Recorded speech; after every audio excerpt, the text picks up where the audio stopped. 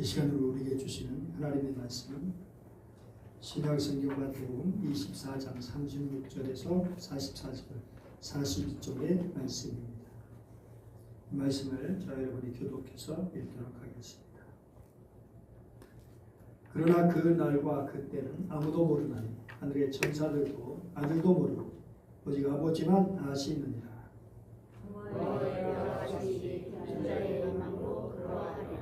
홍수 전에 노아가 방주에 들어가던 날까지 사람들이 먹고 마시고 장가 들고 시집가고 있었습니다.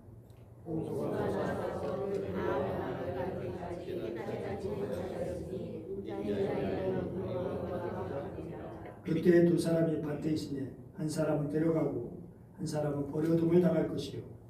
두 여자가 뱃돌질을 하고 있으니 한 사람은 데려가고 한 사람은 버려둠을 당할 것이라. 그러므로 깨어있으라. 어느 날에 너희 주가 임하는지 너희가 알지 못함이니라. 너희도 아니니 많이 주시니 그들이 어느 시간에 오는지를 알아라. 깨어있어 그 뜻을 준비하여야 하였으리라. 이러므로 너희도 준비하고 있으라. 생각하지 않은 때에 인자가 오리라. 아멘. 방언이란 주제를 시에 많은 모티브로 삼고 있는 이정록 시인은 그의 시집 어머니 학교에 수록된 갈대꽃이라는 시에서 이렇게 노래합니다. 갈대가 되면 하늘 자꾸 올려다보니까 하늘 좀 그만 쳐다보라고 허리가 꼬부라지는 거예요. 하나님도 지름살 보기에 미모할 거 아니냐? 요즘엔 양말이 핑핑 돌아가야 고무줄 팽팽한 놈으로 왼쪽 사와에 갔다. 양말 바닥이 발등에 올라타서는 반들 하늘을 우러른다는 것은 세상길 그만 하직하고 하늘길 걸으란 뜻 아니겠냐? 갈대에 들면 입꼬리에도 발바닥에도 저승길인 양 갈대꽃이 허옇게 피야 시인에게 스쳐 지나가는 던지는 어머니의 말 한마디가 그에게는 고개를 절로 끄덕이게 하는 지혜가 됩니다. 지금 허리가 꼬부라진 어머니는 그 사실조차도 하늘의 뜻으로 받아들이고 양말이 자꾸 돌아가는 일상의 경험에서 인생의 깊은 진리를 받아들이며 수능을 하고 있습니다. 삶의 평범한 이야기에서 인생의 진리를 읽어내는 시인도 하늘에 순응하며 사는 열린이 직하신 어머님도 걸어보면 함께 시인입니다. 왠지 가슴이 서늘해진 느낌이 드는 것은 우리 인생도 그 시간을 향해 열심히 줄다름치고 있기 때문입니다. 달려갈 길의 끝을 아는 사람, 내가 주인이 아님을 아는 사람, 기다림을 가지고 사는 사람은 그냥 살아갈 수가 없습니다. 오늘 대림절 첫 주일을 맞이하게 되었습니다. 대림절은 라틴어로 어드벤투스, 즉 오심을 뜻하며 아기 예수의 출입을 기쁨으로 기억하는 동시에 심판주로 다시 이 땅에 오신 예수 그리스도의 재림을 기대하며 기다리는 절기입니다. 우리가 사는 21세기는 정보의 홍수 속에서 미래를 예측하고 통제하려는 시도가 어느 때보다 강합니다. 인공지능 발전 속도가 참 빠릅니다. 몇 년 전에는 생각할 수 없는 일들이 AI를 통해서 일어났는데 전문가들은 ANI라고 할 수도 있죠. 내로 주부능의 인공지능을 넘어서 이제 AGI, 제너럴 일반적인 범용 인공지능, 그리고 그것을 넘어서 ASI, 슈퍼 인텔리전스로 나가는데 이때가 되면 모든 분야에서 인간의 수준을 뛰어넘게 되고 그러면 우리 인간에서는 통제할 수 없는 시대가 도래할 것이다 라고 말하기도 합니다. 더 나아가서 우리는 기후변화에 이것을 우리는 실감하고 있습니다. 기후위기라고도 말하죠. 그리고 지정학적 갈등으로 많은 그런 일들이 일어나고 있습니다.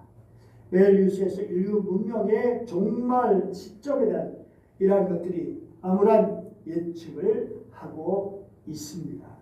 마치 1986년 4월 29일 우크라이나 프리피아트에서 발생한 체르노빌 원전 폭발 사고를 극적으로 재구성해서 2019년 방영했던 오작 미니 시리즈 체르노빌이라는 드라마에서처럼 또한 지구로 돌진한 혜성이 6개월로 충돌할 것이라고 하는 사실을 알린 두 과학자가 장차 언론, 대기업, 정치 이런 집단의 이익과 무지 속에서 외면하는 과정을 다룬 2021년에 개봉한 돈 룩업이라고 하는 영화에서처럼 세상의 파국적 경고가 주어지지만 대중은 눈앞의 이익과 일상적인 오락에 몰두하며 그 경고를 알지 못하는 상태로 살아가고 있는 듯 합니다.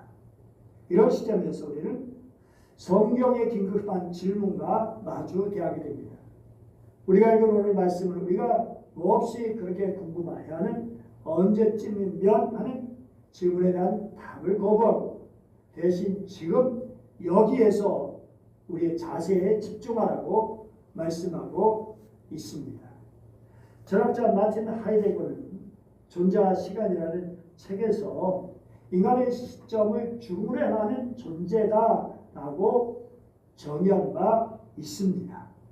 우리는 우리의 죽음의 그 시점을 모르기 때문에 그 불확실성 앞에서 비로소 주체적인 본래적인 실존을 살 것인지 아니면 자신의 고유한 존재의 가능성을 상실한 채 본래적인 실존으로 살지 선택해야 한다라고 하는 것입니다. 그럼 우리는 이런 질문 앞에서 우리 예수님께서 우리 어떻게 살라고 말씀하시는가를 들어야 합니다. 42절 말씀 같이 읽어보죠. 시작. 그러므로 깨어있으라. 오늘날에 너희 주가 임하는지 너희가 알지 못하느니라. 깨어있으라. 깨어있어 다시 오실 주님을 기다리라라는 말씀이죠. 1991년도였습니다. 당시 우리나라는 1992년에 주님이 재림하신다는 예언이 교회와 성도들 사이에 퍼져나오고 있었습니다. 그리고 드디어 그 날짜까지 나왔습니다. 1992년 10월 28일이었습니다. 예언의 중심에 있던 이장림 목사는 일반 장로교 목사에 당시 극동방송에서 제법 인기 있는 설교자였습니다. 그는 아주 그럴듯한 논리로 시한부 종말론을 외쳤기 때문에 수많은 교인이 미혹되어 국가적인 문제가 되기도 했습니다. 그런데 이 말씀은 종말의 그 시점 오직 아버지의 주권에 있음을 알려주는 말씀인데 이 말씀을 철저히 무시했다고 하는 것입니다. 예수님은 그날과 그때를 강조하면서 아무도 모른다고 분명히 말씀하셨습니다. 이것은 주님의 재림에 대해서 우리는 절대적인 무지의 상태다라는 것을 강조하는 말씀입니다. 이것은 앞으로 도래할 SI조차도 초인공지능조차도 그리고 천사나 모든 피조물 그리고 심지어 아들까지도 모르고 오직 아버지만 아신다라고 말씀하죠. 이것은 피조물이 아는 영역이 아니라 오직 하나님 아버지만 아는 영역, 즉 아버지에게만 속한 영역이라는 것을 예수님께서 단호하게 선언하신 말씀입니다. 알트 프랜스라는 학자는 이 구절에 단지 예수님의 겸손을 말씀하는 것이 아니라 재림의 시기를 계산하거나 예측하려는 모든 인위적인 노력을 원천적으로 봉쇄하는 신학적인 방어벽이다라고 강조하고 있습니다. 다시 말해서 결코 언제 예수님 재림이 있을지 계산하지 마라. 그리고 나의 재림이 몇 년, 며칠, 몇 시에 이루어질 것이라 말하는 그 어느 누구도 어느 누구의 말도 결코 믿지 마라 라는 말씀이라는 것입니다. 왜 우리의 신앙의 초점은 언제가 아닙니다. 중요한 것은 어떻게 나는 삶의 준비에 있다라는 것입니다. 그날과 시간 아무도 모릅니다. 그것은 하나님의 절대적인 의지가 담긴 말씀입니다. 앞으로 어떤 일이 있어도 하나님께서 날과 시간을 우리에게 알려주지 않으신다는 것입니다. 그러므로 그것을 안다고 말하는 사람들, 몇 년, 몇 월, 며칠, 몇 시에 얘기하는 사람들 100% 거짓말하는 사람입니다. 어쩌면 인간은 미래를 알고 싶어하고 통제하고 싶어하는 존재입니다. 과거 이단들이 끊임없이 주장했던 종말의 날짜를 계산하는 것도 현대 불안한 미래를 점치고 예측 가능한 프로그램에 매달리는 것도 이 통제 욕구 때문입니다. 하지만 우리는 겸손한 태도로 미지의 세계를 대할 수 있어야 할 것입니다. 주님은 우리에게 그 시점을 알게 하는 지식을 주지 않으셨습니다. 대신 매일의 삶의 주권자이신 하나님께 내 인생을 맡기라고 따뜻하게 권면하십니다. 시편 51편 말씀드렸고요. 특히 베드로전서 5장 7절 같이 읽어볼까요? 자, 앞에 말씀 시작. 너희 염려를 다 주께 맡기라. 이는 그가 너희를 돌보십니다. 그리고 그 다음에 말씀. 내 짐을 여호와께 맡기라. 그가 너를 붙드시고 은혜 요동함을 영원히 허락하지 아니하시리라. 짐이라는 것은 주어진 것, 운명, 그리고 우리의 삶에 수고로 모든 것들, 우리를 힘들게 하는 것들 다 포함될 수 있죠. 그리고 그 다음에 말씀. 날마다 우리의 짐을 지시는 주, 곧 우리의 구원이신 하나님을 찬송할지어다. 우리의 짐을 져주시는, 우리의 힘든 것을 아시고 우리를 붙들어 주시고 보듬어 주시고 우리를 도와주시는, 그러면서 요한복음 14장 1절 너희는 마음에 근심하지 말라. 하나님 믿으니 또 나를 믿으라. 불안과 걱정에 쌓여있던 제자들에게 주신 말씀, 그리고 오늘 우리에게 주시는 말씀입니다. 우리들이 만약 주님의 재림의 시점 종말을 알았더라면 어떨까요? 언제 올까? 2050년에 오신다. 그러면 어떻게 될까요? 그때 가서 준비하면 되지 뭐. 그리고 우리는 나태해질 겁니다. 그러나 알지 못하게 하시고 우리에게 항상 영적 긴장감을 갖도록 하십니다. 그리고 모든 순간에 주님을 만나고 주님의 도심을 받을 가능성으로 채우는 은혜의 시간이 되게 하십니다. 여러분, 정말 주님께서 다시 오시는 그 놀라운 시간은 결국 우리의 영역이 아니라 하나님의 전적인 주권에 속해 있음을 분명히 아시기 바랍니다. 그래서 우리의 호기심을 멈추고 겸손히 그 주권을 인정하는 것이 뼈있는 신앙의 첫걸음입니다. 이어서 37절에서 44절 말씀 일부를 보겠습니다. 앞에 화면을 같이 읽어보죠. 시작. 노아의 때와 같이 인자의 임함도 그러하리라. 홍수가 나서 그들을 다 멸하기까지 깨닫지 못하였으니 인자의 임함도 이와 같으리라. 그때 두 사람이 밭에 있음에 한 사람은 데려가고 한 사람은 버려둠을 당할 것이요. 한 사람이 없어졌죠. 이렇게 보면 이 말씀은 10월 25일 주일에 누가복음 통해서 말씀드린 바가 있는데요. 예수님 먹고 마시며 장가들고 시집가는 이렇게 평범하고 합법적인 일상에 대해서 말씀하십니다. 그런데 이런 일상의 삶이 결국 죄라고 말씀하신 거 아니죠. 문제는 삶의 수준을 먹고 마시고 사고 팔고 집을 짓는 것 이상 아무것도 아닌 차원으로 만들어버리고, 정말 중요한 하나님에 대해서, 영혼에 대해서, 구원에 대해서, 예배에 대해서, 하나님 기뻐하시는 섬김에 대해서, 그리고 영혼을 잃어버리고 살게 되는 것이 문제라는 것입니다. 심판받을 당시 사람들은 알지 못했습니다. 분명히 노아는 단죄를 지며 경고했을 겁니다. 장차 하나님께서 홍수로 세상을 심판하십니다. 그러므로 온갖 죄악을 그치고 회개하고 하나님께로 돌아오십시오. 구원의 문이 열렸을 때 돌아오십시오.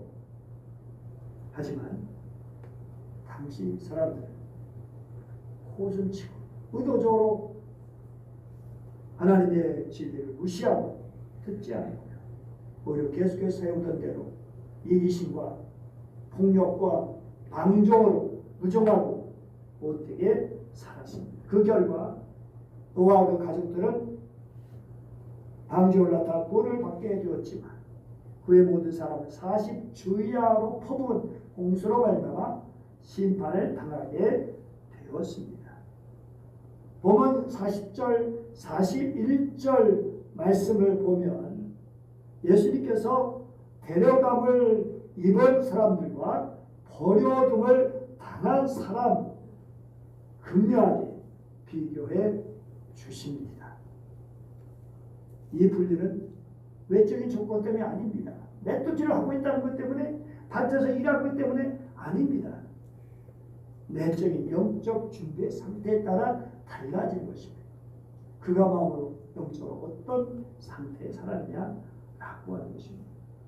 우리는 어떠합니까? 우리가 당연하다고 여기는 일상 너무나 소중하고 중요한 일입니다. 그런데 영적으로 깨닫지 못하고 영적으로 무시 속에 살고 있는 것은 아닙니까?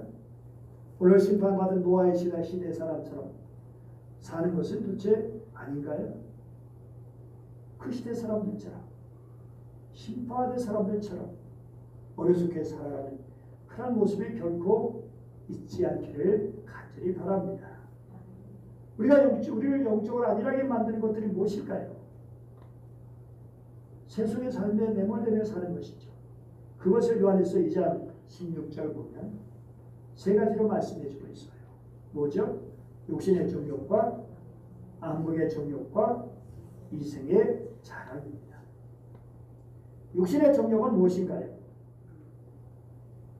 정상적이고 필요한 신체적인 욕구를 넘어서는 과도하고 부적절한 탐닉을 포괄하는 것이죠. 어떤 사람은 음식에 대해서, 어떤 사람은 성적인 그런 면에서, 어떤 면은 이런저런 부적절하게, 그래서 문제가 되는 옛사람의 본능처럼 육체의 욕심 따라 행하는 그러한 것을 육신의 정욕이라고 합니다. 안목의 정욕은 당연히 눈으로 보는 것으로 생겨난 탐욕이죠. 단순히 아름다운 것을 보는 것을 넘어서 부와 소유물, 세상의 화려함 등에 대한 과도한 욕심, 즉 소유욕과 탐심을 말하고 있습니다. 그런데 골로새서 3장 5절 뭐라고 말씀하죠? 탐심은 곧 우상 숭배입니다. 이생의 자랑은 무엇일까요? 자신의 소유물, 자기가 성취한 것, 자신의 지위 등을 자랑하고 스스로 높이고자 하는 교만한 마음입니다. 타인의 인정과 칭찬을 갈구하며 자신을 과시하려는 허영심, 오만한 자기애와 관련이 깊습니다. 어쩌면 일반 사람들은 이러한 삶을 당연히 여기고 사는 것이 정상적으로 볼 수 있을지 모르겠습니다. 그러나 말씀에 비춰보면 이러한 일은 오히려 영적 안일함과 영적 무지에 빠지게 만드는 것들입니다. 존 스토트라는 학자는 이 영적 무지가 재림의 심판을 피할 수 없는 가장 큰 원인이라고 지적합니다. 경계할 것은 바깥의 죄악이 아니라 하나님의 음성을 듣지 못하도록 하는, 우리의 마음을 둔하게 만드는 평범한 일상에 있다는 것입니다. 우리 찬송가 492장 어떤 것이 있죠? 잠시 세상에 내가 살면서, 네, 계속하고 있십시오. 여기 중요한 건 잠시예요. 이 땅의 삶은 잠시다. 그러면서 이 찬양은 영원한 것을 준비하는 삶이 되어야 하는 것을 촉구하고 있는 것이죠. 그래서 우리 일상 자체가 거짓된, 우상 숭배하는 부정한, 불신의 악한 그런 장소가 되도록 해서는 안 됩니다. 오히려 영원한 하나님의 나라, 주님의 재림을 기다리며 살아가는 거룩한 장소가 되도록 해야 합니다.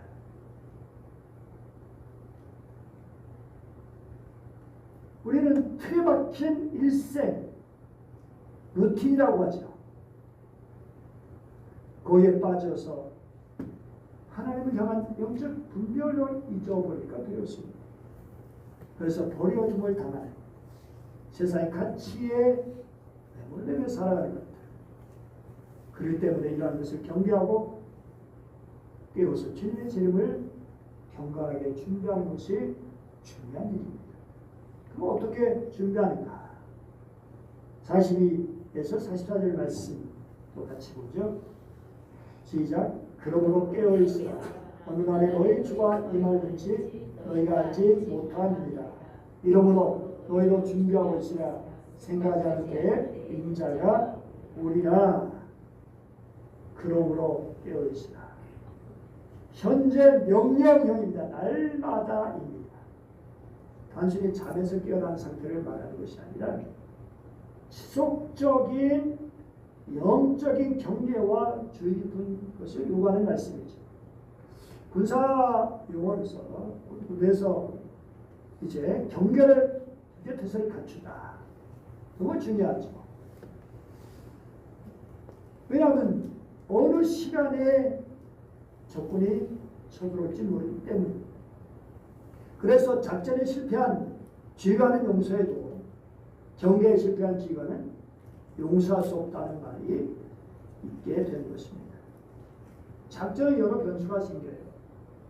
그래서 실패할 수도 있습니다. 그러나 경계라고 하는 것은 기본적인 장비와 성실함으로 임해하는 임무예요. 따라서 경계에 실패했다. 이것은 지휘관이 기본적인 의무를 다하지 않았다는 말이 되기 때문입니다. 오늘 43절 같이 읽어보죠. 너희도 아는 바니 만일 집주인이 도둑이 어느 시각에 올 줄을 알았더라면 깨어있어 그 집을 뚫지 못하게 하였으리라. 도둑이 예고하거나 남이나 며칠 훔쳐갈 테니까 준비하시오. 그런 도둑은 없습니다. 주님 재림 역시 예고 없이 은밀하게 그리고 심판적 목적을 가지고 임할 것입니다. 그래서 재림을 준비하는 성도는 늘 준비할 삶이 있어야 되는 거죠. 항상 준비된 상태라면 지금 오시면 어떻고 내일 오시면 어떻겠습니까? 주님을 사모하고 기다리는데 일찍 오시면 오실수록 반갑고 언제 오셔도 반갑고 기쁘죠. 스카우트 모토 정신이 무엇인가? 스카우트 표는 차리고 있다. 준비라는 말이죠. 준비 있죠. 준비. 항상 모든 일에 대비하여 준비를 갖추고 있다. 라는 뜻입니다. 예수님께서 말씀하십니다. 이러므로 너희도 준비하고 있으라. 생각하지 않을 때에 인자가 오리라. 영국 신학자 존 스토트 이 명령이 오늘 예수님께서 하신 말씀의 결론이다라고 강조하면서 이렇게 말합니다. 예수님은 재림의 시점을 알려주지 않음으로써 성도들의 영적 안일함에 빠진 것을 막고 항상 경계하는 삶을 유지하도록 유도하셨다. 영국 신학자 알트 프란스는 또 이런 말을 했어요. 도둑의 비유가 재림의 시점이 미지란 알지 못한다는 사실을 비유적으로 확증하고 이 미지성, 이 알지 못하는 것이야말로 성도들이 자신의 삶을 경계하고 순종하는 데 필요한 동기를 제공한다라고 해석했습니다. 알지 못한다는 것은 하나님의 백성에게 책임을 부여한다는 거예요. 알지 못하니까 준비해야 된다. 알지 못하니까 언제 오시라도 기쁘게 맞을 수 있도록 해야 한다라고 하는 것입니다. 깨어있다는 것은 단순히 밤을 지새는 것을 말하는 게 아니죠. 충성됨이 전제된 상태. 마태복음 25장 비유에서 등불을 준비한 슬기로워져요. 그리고 달란트 잘 활용한 총직이 그리고 가난하고 병들고 약하고 나그네 감옥에 갇힌 사람들을 돌아보는 사랑의 실천을 잘 말씀해 주고 있습니다. 찬송가 330장 어둠 밤 시베리니 그 다음에 어떻게 하죠? 내 직분 지켜서 잘 있을 맺힐 때에 일찍 일어나 해 돋는 아침부터 힘써서 일하라 이해할 수 없는 밤이 속히 오리라. 또 Dark Night of the Soul 영혼의 어두운 밤의 원래 제목이 영혼의 어두운 밤. 우리 인생에 영혼의 어두운 밤이 찾아올지라도 우리 힘써 봄의 씨앗을 뿌리는 삶을 살라는 것을 말해주고 있어요. 그리고 우리가 다 열심히 수고하다 보면 이제 하나님께서 쉴 수 있게 하시는 그런 시간을 주신다라는 것입니다. 그래서 늘 우리 자신을 돌아보면서 내가 오늘 동안 이 한 주간 동안 이 하루 동안 1년 동안 어떻게 살아왔는가 하나님 앞에 부끄러운 것이 없는가를 늘 자신을 살피고 회개하는 것이 필요하죠. 매일매일 이렇게 기도하고 주님을 예배하고 사랑으로 섬기고 봉사하는 삶이 중요하죠. 이런 것들이 주님을 맞이하기 영적 등부를 밝히는 거룩한 행위입니다. 도종환 시인은 뒷자리라는 시에서 이렇게 고백하고 있습니다. 맨 앞에 서지 못하였지만 맨 나중까지 남을 수는 있어요. 함께 가는 길 뒷자리에 소리 없이 섞여 있지만 옳다고 선택한 길이면 끝까지 가려 해요. 믿음의 길을 끝까지 가시기 바랍니다. 앞으로 여러분을 힘들게 만들 일들이 많이 있을 수 있습니다. 외적인 여러분을 힘들게 하는 것들이 바퀴가 있을 수 있고요. 내적인 우리의 갈등과 의심과 여러 가지 부정 그것이 들 수가 있습니다. 그러나 그럼에도 불구하고 우리가 맨 앞에 서지 못해도 끝까지 이 길을 걸어가는 실결혼 여러분 되시기를 축복합니다. 우리 주님께서 사도행전을 통해서 말씀하십니다. 같이 읽어보죠. 우리가 선을 행하되 낙심하지 말지니 포기하지 아니하면 때가 이르매 거두리라. 선을 행하다 낙심하게 되면 왜? 알아주지 않으니까. 결과가 없으니까. 해봤자 별 의미가 없는 것처럼 보이니까. 선을 행하다 누가 또 욕하고 오해하고 시기 질투할 수도 있으니까. 그러나 낙심하지 맙시다. 지쳐서 넘어지지 않으면 때가 이르면 거두게 될 것입니다. 누가 거두게 하시죠? 하나님께서 거두게 하십니다. 하나님께서 살아계십니다. 모든 걸 아십니다. 그러므로 우리가 누구를 바라봐야 합니까? 믿음의 주여 또 온전하게 하시니 누구를? 예수를 바라보자. 그러면 어떻게 되죠?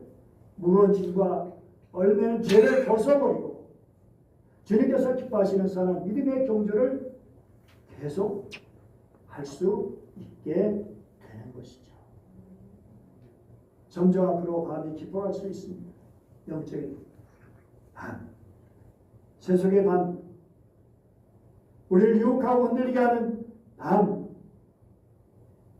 이렇게 믿음으로 살아봤자, 의롭게 살아봤자, 선하게 살아봤자 무슨 의미가 있는가라고 흔들리게 될 때가 더 있을 겁니다. 그러나 그럼에도 불구하고 우리가 더욱저로 깨어있어 기도하고 예배하고 사랑으로 섬기면서 살 때, 주님을 바라보고 주님 의지하며 살 때 주님께서 함께 하십니다.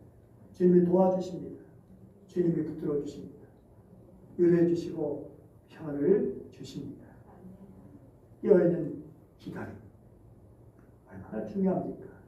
주님 언제 오실지 종말이 언제인지 우리는 알 수 없지만 그것이 중요한 것이 아니라 내일 올지라도 아니 잠시 후에 주님이 오신다 해도 기쁘러 주님 말씀하신 준비가 되어 있다면 우리는 것입니다. 끝까지 주님을 맞이할 준비를 하면서 믿음으로 승리하는 아름다운 주의 백성들 더욱 되기를 축복합니다. 마라나타 주 예수여 오시옵소서. 기도하겠습니다. 주님 감사합니다. 오늘 이 시간 저를 사랑해 주시고 말씀해 주심을 감사드립니다. 우리 주님 우리를 위해서 십자가 지시고 그 모든 고난을 다 겪으시고 우리를 구원하신 것은 한없이 우리를 사랑하시기 때문에, 그리고 우리를 사랑하시기 때문에 버림을 당한 자가 되지 않고 하나님 아버지 정말 주님께서 붙들어주시는, 주님께서 받아주시는, 주님이 사랑하시는 그런 사로 살아갈 수 있도록 말씀으로 깨우쳐 주심을 감사드립니다. 하나님, 저희들이 믿음의 일로 들어서게 하셨으니 끝까지 믿음을 지키게 하여 주시옵소서. 끝까지 사랑하게 하시고 끝까지 감사하게 해주시고 끝까지 섬길 수 있도록 도와주시옵소서. 그래서 하나님의 기쁨이요 사람들의 유익을 주는 아름다운 존재, 종말적인 성도가 되게 하여 주옵소서. 끝까지 주님을 기다리게 하여 주시기를 원하며 주 예수님의 이름으로 기도드립니다. 아멘.